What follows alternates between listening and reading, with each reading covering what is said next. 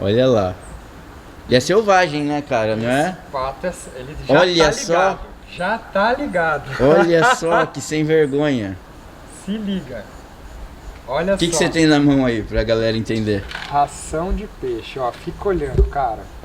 Ó, ó, Já atiçou o... ó, ó. Olha isso. Eu dou comida pros peixes, esse pato não sai mais daqui, porque ele já sacou que eu dou comida pros peixes e, obviamente, essa ração deve ser bastante nutritiva pro pato. E ele vem aqui todo dia, ele dorme aqui.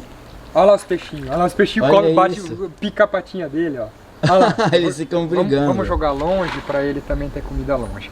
E aí o pato fica aqui, cara, porque eu dou comida pros peixes e ele tá tratadão aqui, né? Não tem predador, não tem nada, tem água, comida, roupa lavada, ele não quer mais tem nada. a sombra ali, né, ó, da árvore. Mas é muito da hora isso, cara. Sim.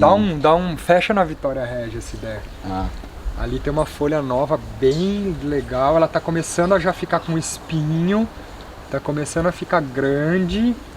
E aqui, ó, se der pra aparecer, a gente tem peixinhos de aquário, né, ó. Então ali que tem um legal. barbo cereja, tem ciclídeo africano amarelo, azul, olha a cor desses azuis. Tem peixe, acará bandeira. eu não sei se vai sair, cara, mas tá muito... difícil, são muito bonitos. mas é peixinho de aquário, lindo, lindo, lindo. E o patinho tá ali, ó, sem vergonha, cara. A hora que eu chego aqui ele já vem. Ele viu o pote e já vem correndo. Ele vem, parece doméstico. Hoje de manhã tinha 2 patos desse, aí um foi embora e esse aí tá Ele ainda ficando. recebe visitas na sua casa. É.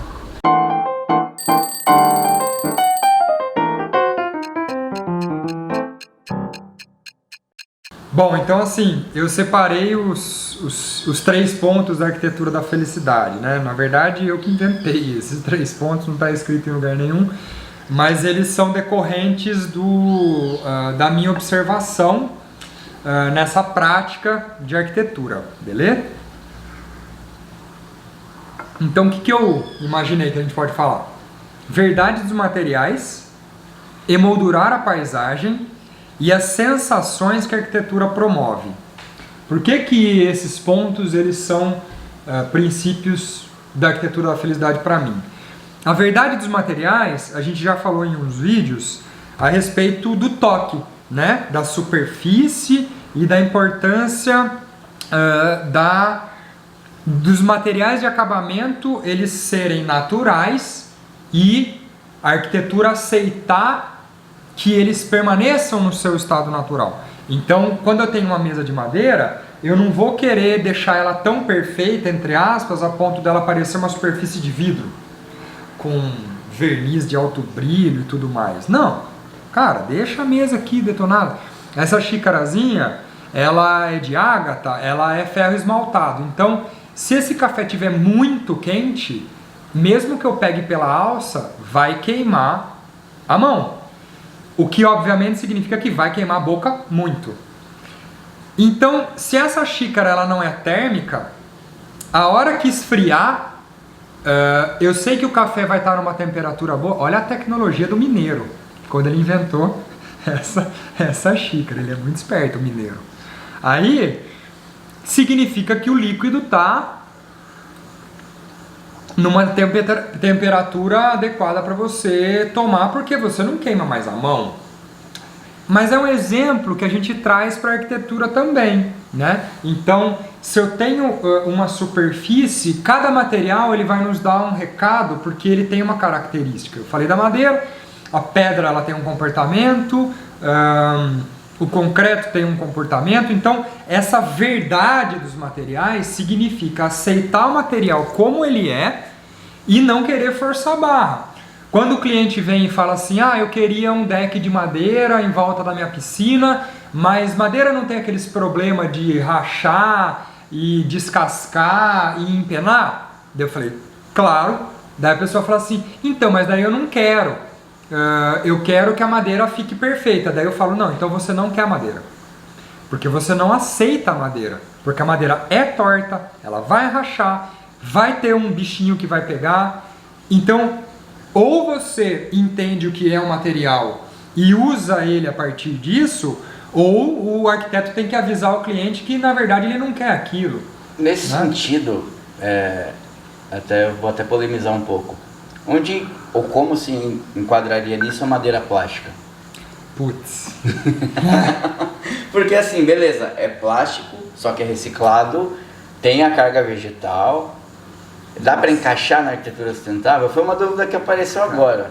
Eu nunca tinha me questionado em relação a isso. Não estava combinado isso em água. Sim, calça curta. Vamos lá.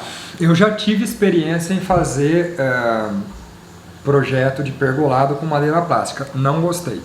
Não gostei. Então, assim, foi lá no Jardim Botânico Plantaram, inclusive, né? Eu fiz 2 pergolados lá pro Lorenzi. E...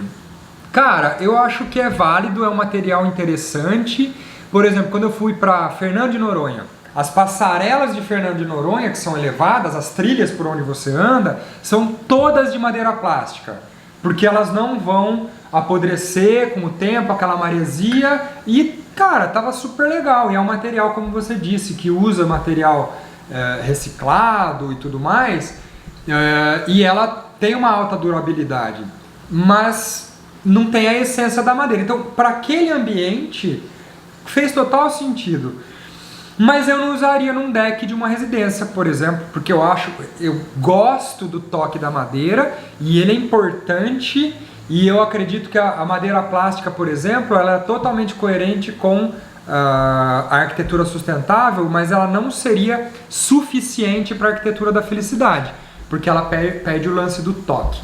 Então, a partir desses exemplos, né, a verdade dos materiais seria um ponto que eu destacaria.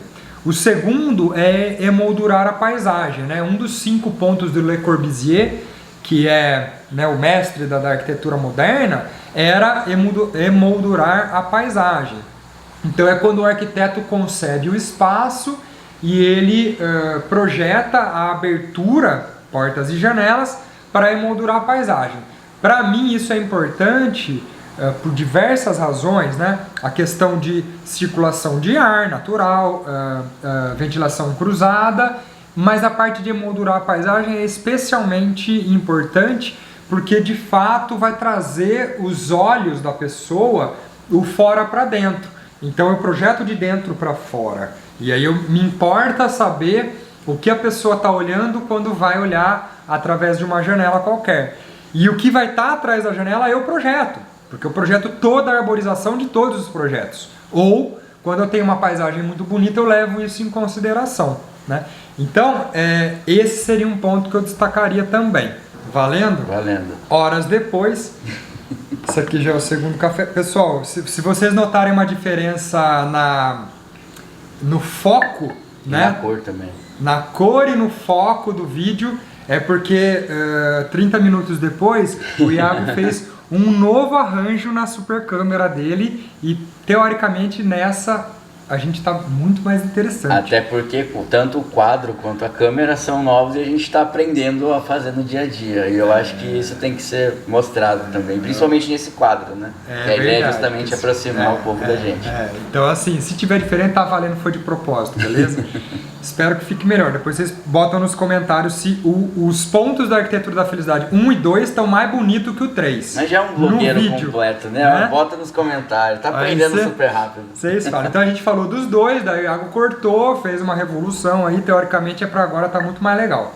E o terceiro ponto da arquitetura da felicidade é a relação com as sensações. Então, e tem um paralelo com o ponto número 1, que era a verdade dos materiais, que eu falei sobre o toque, que não deixa de ser, né, a sensação, o tato. Então as sensações, a pele é o maior órgão do corpo humano. Então os estímulos sensoriais da pele, eles são muito importantes e muito sentidos. E onde entra a arquitetura nisso tudo? Na luminosidade, na insolação e no vento. Então, a temperatura, né, a característica de uma construção de ser agradável no quesito de temperatura, de conforto ambiental, e aí entra o lumínico, né, da claridade, da insolação e o térmico, isso é fundamental para a arquitetura da felicidade, porque a partir do momento que você tem uma relação com a luz natural, e quem estuda, eu sou professor de luminotécnica, por exemplo. Então, na disciplina de luminotécnica, a gente fala que nada é como a luz natural. Então, se o projeto ele respeita a luminosidade natural, mas ele controla a insolação, que não é desejada, você tem aí um grande ponto. No entanto, em algumas poucas ocasiões é desejado ter insolação. Então, quando o sol da manhã entra, ou o final do sol da tarde entra, isso dá uma sensação de muito bem-estar. Muito mesmo.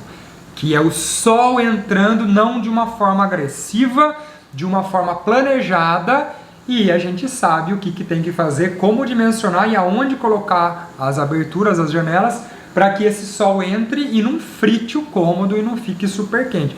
Então isso é a sensação com relação à luz e sol. E o vento, que particularmente para mim é o que eu mais gosto, hoje a gente está aqui, né? Se aparecer essa planta que está começando a ficar velha, já preciso trocar a folha, olha o quanto ela vibra, né? Então tem uma brisa muito agradável, aqui está 27 graus, não está tão quente, mas tem uma brisa muito agradável hoje aqui. E isso promove uma sensação de bem-estar muito maior e melhor do que se eu tivesse na mesma temperatura interna climatizado. Se o ar-condicionado tivesse me dando essa mesma condição de temperatura, certamente eu não iria me sentir tão bem nessa temperatura do climatizador, que é o ar-condicionado, como eu me sinto com a brisa natural, porque como eu disse, é o toque, né? É o vento batendo na pele. Então, assim, para quem tem essa sensibilidade e quem quer fazer projetos com esse princípio, eu diria que as sensações seriam um ponto fundamental da arquitetura da felicidade. E tem uma coisa que a gente estuda, isso na publicidade, né? Quando a gente está estudando o vídeo, a gente aprende sobre o controle de luz, né, quando a gente está gravando, que inclusive vai mudar bastante nesse vídeo aqui. Já pegando um gancho nisso que você falou, eu percebo também que principalmente aqui, né, no ambiente, óbvio que a luz natural é quem comanda tudo, só que internamente a gente tem uma temperatura de luz mais quente. E isso no vídeo, no cinema, está ligado ao mais passional. Então, né, uma luz mais fria, consequentemente mais azulada, mais frio. É verdade. Isso acaba... Filme de guerra tem sempre um filtro azul. Sim, sim. E eu acho que isso ajuda também na captação das sensações, né? Com certeza absoluta. Que são os graus kelvins da temperatura. Sim. Então, quanto mais pro amarelo, mais quente, inclusive nesse sentido de quente de amor e passional que você falou. Concordo plenamente. E olha que legal que você, né? Bom ponto esse que você trouxe, porque assim, quando você pega e aí eu não tô falando de luz da lâmpada, não, tá? Eu tô falando de luz, a luz do sol. E mais importante do que a fonte de luz, a luz é o quê? É a reflexão que ela resulta dos materiais. Então, assim, se você tem uma casa toda pintada de branco, não interessa se você tiver luzes amareladas, vai resultar numa outra condição lumínica, né? Sim. Então, quando você tem esses materiais naturais, o tijolo, a pedra, mesmo o concreto, a madeira, que são materiais quentes, e a luz amarela te dá um aconchego muito grande. Isso é desejável para atingir esse bem-estar que a gente tanto busca. Então, uma dúvida recorrente das pessoas é: mas usar uma casa inteira revestida de tijolo, por exemplo, que é o tijolo ecológico, não vai ficar escuro? Não, jamais. Não vai ficar escuro. Pode até ficar, mas você dimensionando as aberturas e o tamanho dos vidros de uma forma correta, isso não vai acontecer. Então, por outro lado, é desejável, porque vai resultar nessa reflexão da luz natural ou da luz artificial numa condição mais agradável. Então, os 3 pontos: verdade dos materiais, emoldurar a paisagem e as sensações são itens que a gente busca na arquitetura da felicidade, beleza? E tem mais um 4º ponto para a arquitetura da felicidade, Que a pessoa se inscreveu no canal para ela poder aprender mais sobre arquitetura. Curtir esse vídeo também. Eu achando que você ia falar uma coisa importante. E não é? É o mais importante, então não estava combinado, né? Então, verdade. Bom, pessoal, espero que você tenha gostado desse conteúdo. Se ele é relevante para você e te ajudou de alguma forma, inscreva-se aqui no canal e também ative as notificações aí clicando no sininho para que você não fique de fora quando tiver um vídeo novo. E a gente se encontra no próximo. Um abraço, até lá.